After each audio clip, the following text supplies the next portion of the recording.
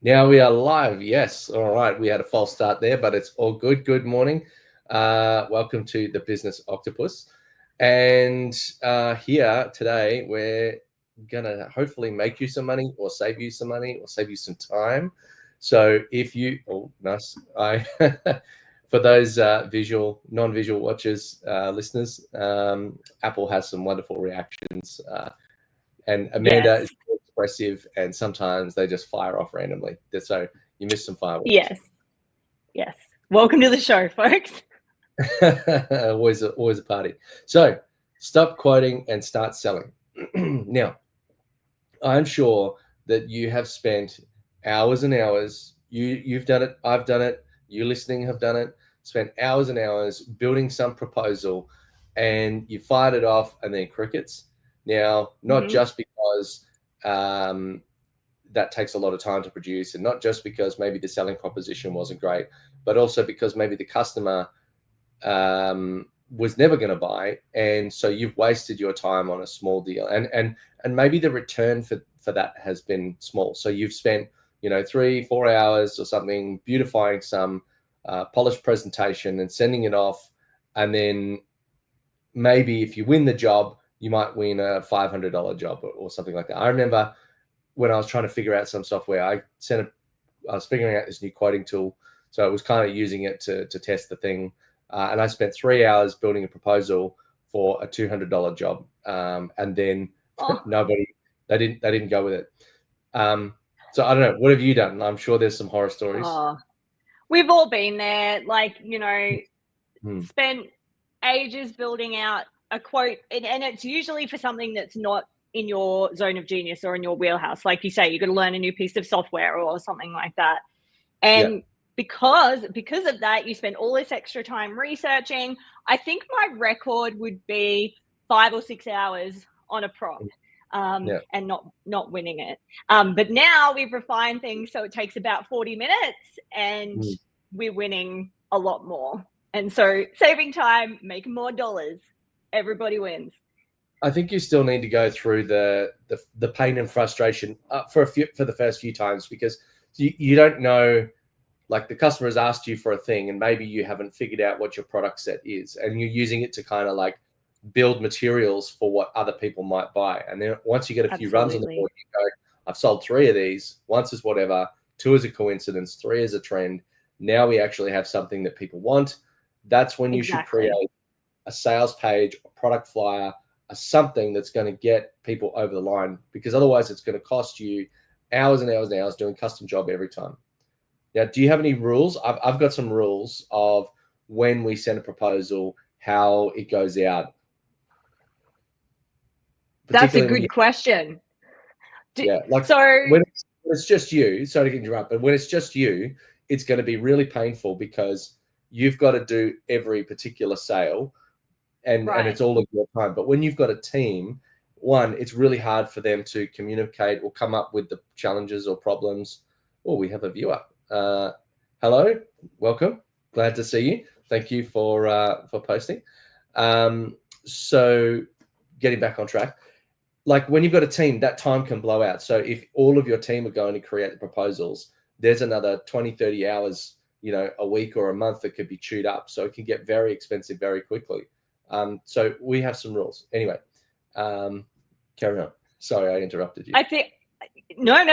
So just coming back to what you were saying, your team needs a trigger point, right? They need to know, okay, when this happens, this is when we spend the time actually sending the proposal, right? Is that what you're saying? Just to come back to what you said at the start. Yeah.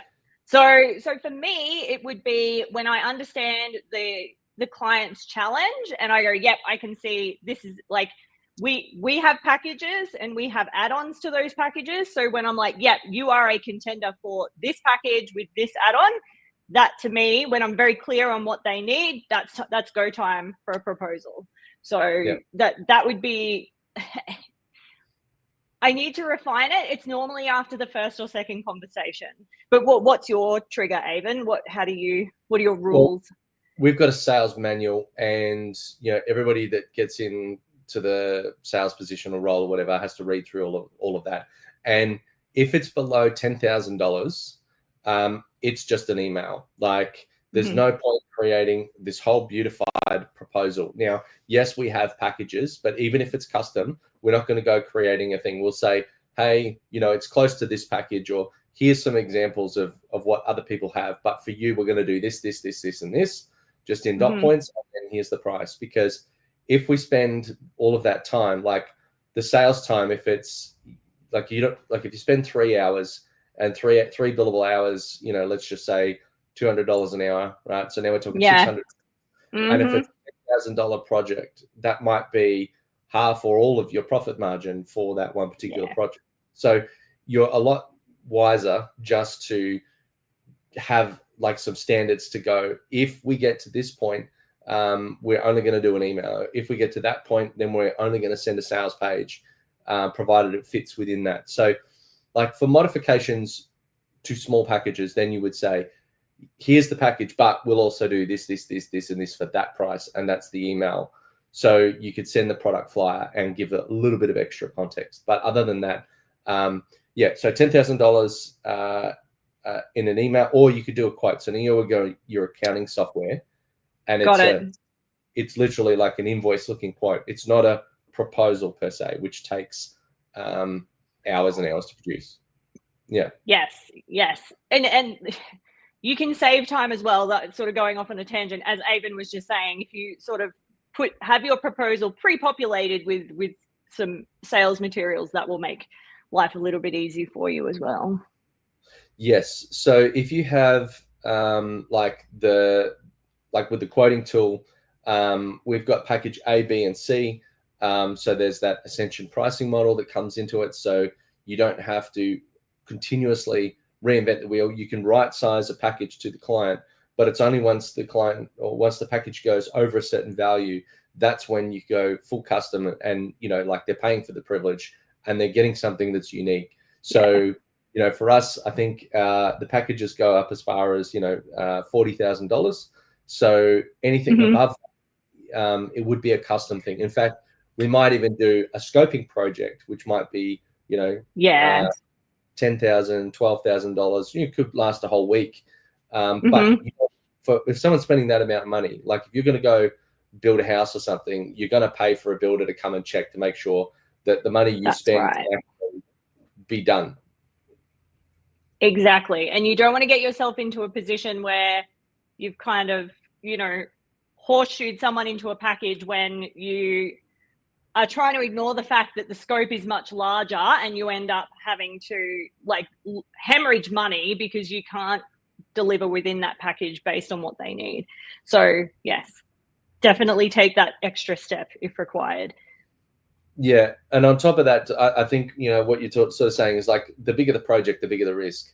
So like I've got a calculator that works out a margin calculation on top of a base rate. So say, for example, if you've got a CRM build, and, for us in what we do, sometimes people want extra stuff. They go, I want a hell of a lot of documentation, or I want, priority support, or I want more training or something like that. And so sometimes we have these like little levers within the project, so that when someone says, I want it cheap, then you need a way to kind of say, well, what about it makes it cheap? And then they go, I want it yesterday. So you kind of need some way to say, not only have you agreed the price at this level, you've also agreed at this speed. So, we've got, standard, moderate, or intensive. And then, so if they get a project and they want it at a standard speed, and they negotiate the price to be this, then if they go, I want it to be ultra fast, intensive, then we can just change that modifier, and it adds a percentage to the bottom. So every line item in those sort of variables, so level of documentation, complexity of training, complexity of integration, complexity of or depth of support, speed, all of those things, they're all levers that, we set that in stone and say, well, if you want a hell of a lot of documentation, there's a 10% markup. Got it. Okay. but then we send them those project settings as part of the proposal. So when they go to negotiate, we can start to remove those out, change the variable, but we have not incurred any additional risk.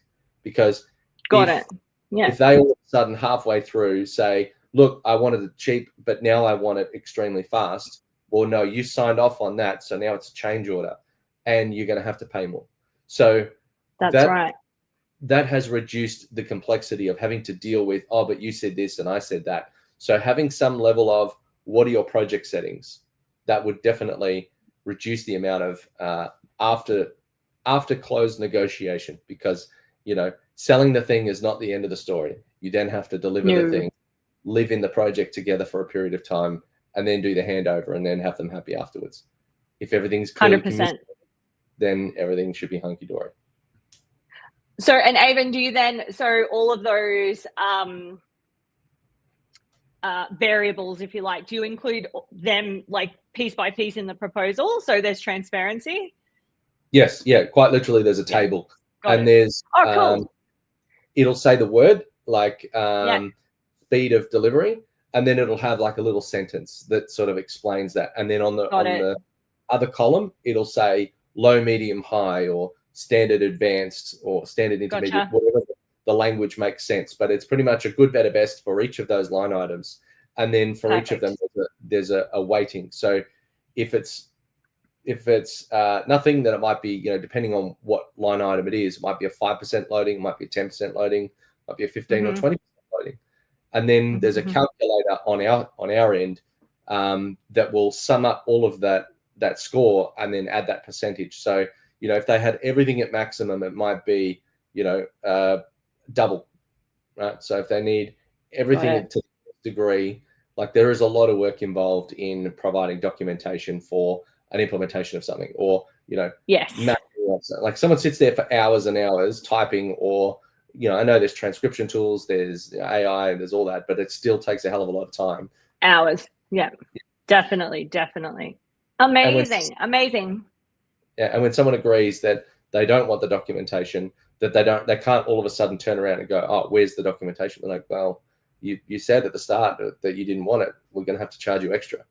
So there's no animosity or whatever. Like they go, oh yes, I remember signing that, or here's my signature on the document, and it's right above the signature block. So it's not like it's hidden anywhere. It's not like deep in the terms and conditions somewhere. We make it down. Very obvious. Yeah, very good. So okay, so we've got like our project pricing, our custom pricing. What about retainers? Where do they fit into the mix here? Yeah, so I think obviously everyone on the business side wants retainers. Everyone on the customer side doesn't want retainers. So it can be a hard thing to sell, but it can be very viable for both. So when, particularly with us, we do quite deep work, and we need to like get resources onto a task or a project, but they need the brain space to spend time to really understand the client, understand the issue, and deeply sort of connect with the customer. And so it's not something that's really easy to turn on or off. And so we say, rather than do this project, you know, like let's just say we do this massive project, we have to ramp up, we have to hire all these people, and at the end we have to fire them all. And then we have to start again with all the human capital. We haven't had time to train them. We haven't had time to build relationship with them. So retainers are very, very valuable for both parties, because we can say, we can commit an amazing resource to you that will deeply understand. We can kind of share the load across a number of other clients, so that we really understand your problem, but you don't have the full cost of a whole hire or something like that. But the value is recurring revenue. You sell it once, you keep them for a long time. The thing you then have to consider in order to retain that person is deep communication. So we have a shared workspace where there's constant updates of, this is what's happened, these are all the tasks that are done, this is what we've got ahead, and here's all the time that we've spent.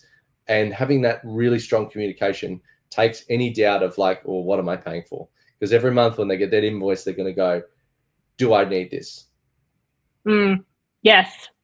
And if you can show exactly what you've done the way, they're not going to say, do I need this? They're going to go, this is amazing, let's keep this up. And we have clients we've had for 2.5, 3 years on a retainer, and there's no sign of slowing. So amazing. And that will stop you from having to constantly requote the next retainer and then constantly lose and have to start again with another client. So retention is massive.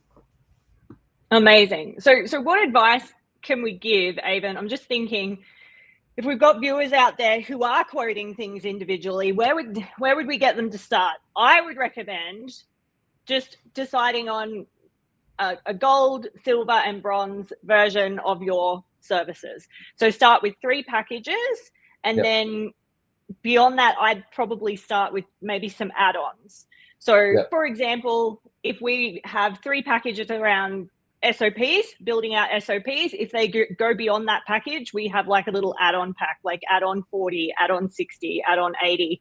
So think about how you can package your services in that way. What do most projects look like? What do you most get requested? And then you can set them up in that way to make your life easier. Avon, what would you add to that?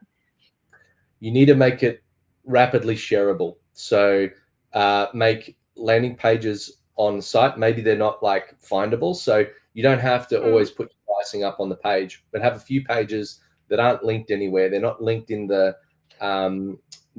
main menu or the footer or anything like that, but you know where to find them. You could use some other tool. You put it in a PDF, but you need to have it rapidly shareable. I have it on a hidden page that I know how to get to no matter what device, where I am. I don't have to remember a link. I don't have to access a folder.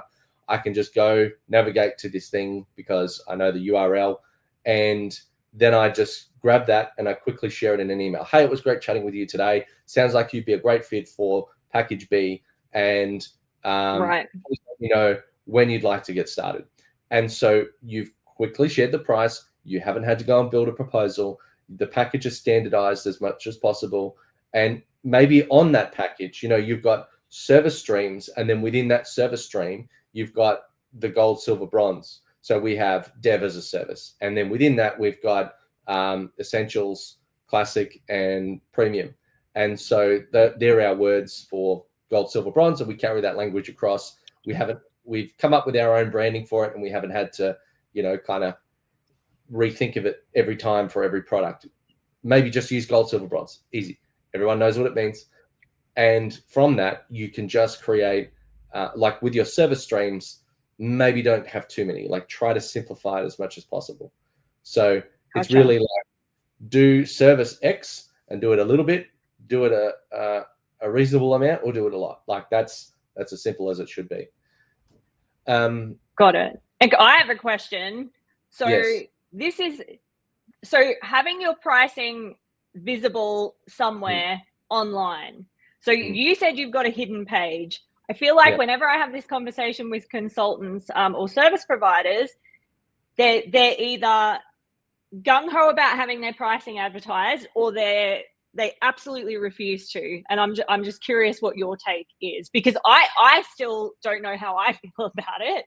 I don't have it advertised anywhere right now. I'm also not opposed to it. Avon, what's the smart move there, do you think? Well, like we've got a few people, and like it's going to be hard for everybody to come up with, all right, well, it's going to cost this or it's going to cost that. I guess you've got flexibility, like those landing page ideas. You don't have to put the price on. So you could say, here's package A, package B, or package C, and here's the dot points of what you get. And then instead of putting the price at the bottom, when you have the email, because you're going to send it to them eventually, whether you send it in a proposal, whether you send it in an email, whether you say it over the phone, you're going to have to tell them the price. So you can't just have here's this arbitrary nothingness. So you could have a version of that landing page which doesn't have the price, which is publicly findable. So that's on your main menu. Then you've got a price version that you keep behind the scenes, or you just send them the public version without the price. And in the email, you say, I recommend package B. It's going to cost you this much. Would you like to get started? So got it. It's not that big of a, like whether you decide to put the price on or not is a small detail. I do because, I want it easy for the rest of my team to be able to go pull this out of the hat and go, that's what you need. So they don't have to think about it. Yeah. And do you put pricing from, or is it pricing is XYZ? If I'm doing packages, it's pricing is. If I think it doesn't fit within that package, I won't suggest the package. Perfect. Easy. Because at that point it's a quote. So you could use it as Right. like the pre-framing to, like, if you say, you know, it's from this, or it's between this and that, and subject to this review or something like that. So you could send that to them, and then they've kind of got the information, but they can kind of make a decision. They're going to go this way or they're going to go that way. Nice. All right. Makes perfect sense. So there you have it, team. That's where you can get started on creating packages, so you're not quoting everything on an individual basis. Make more money and save yourself a stack of time and sanity in the process. Absolutely. All right. Well, we do have another question. Oh, not sure if how relevant, but let's get into it anyway. Where did we meet? We were introduced by another gentleman by the name of Paul Kennedy. If anyone's around Brisbane that's listening to this, everybody knows Paul Kennedy. So absolutely. Our esteemed colleague, Paul. Just at a networking event. So for clarity, we sort of each run our different things. We meet here for a live stream every week, and the goal is to help businesses to grow. So thank you very much for your question. Hopefully that answers. But anyway, I think we've had a pretty good session today. I think we had a top of 30 viewers at one point, so that's exciting. Getting some notoriety, getting some traction. That's good. If you do like watching this and you've got any other questions, please let us know. It helps us figure out what to talk about next time. And if you got any other questions or comments, or you want to be a part of the Relevate community, you can check the link down here. And in there, we've got lots of discussions, deep dives. We do heaps of video content and walkthroughs, and we sort of show how to actually build the things that we're talking about, rather than just talking in generalities, because there's only so much you can share on a screen, and usually people are doing podcasts for this sort of medium, so can't really watch a deep dive on screen whilst driving. But anyway, this is true. Not safe. Don't do it. No. So if you are watching, I hope you stay classy and have a great week ahead.